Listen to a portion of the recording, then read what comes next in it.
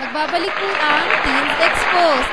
So, ang aming huling banat, Zen and Sarah, anong mensahe ang maibibigay nyo sa mga kabataan out there for who has passion and love for music?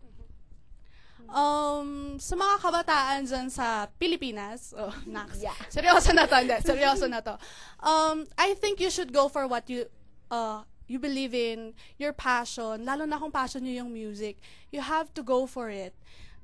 Kung tulad ko na medyo mahihain ng mga unang days, ganyan, na matututunan nyo na lumabas at to go out of your shell din.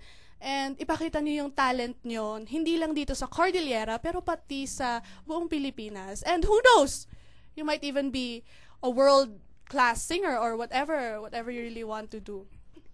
Okay, and how about you, Sarah? Ayun, sinabi naman lahat ni Miss Zen.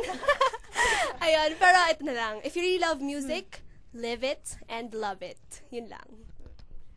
Alright, maraming salamat sa ating mga guest. At dito na nagtatapos ang ating palabas, ngunit hindi ng pagtibok ng musika sa ating mga...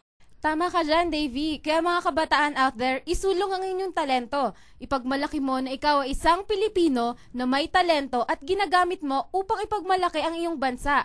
Hanggang sa susunod na Teens Exposed!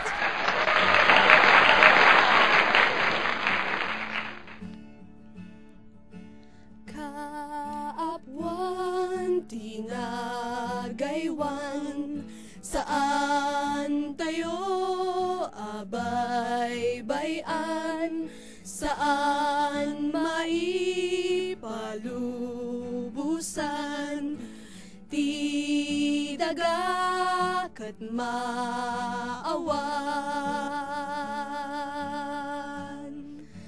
Kas pangarian ket ada ti mangagaw ti daga ay pagtintinulungan bantayan sa lakniban.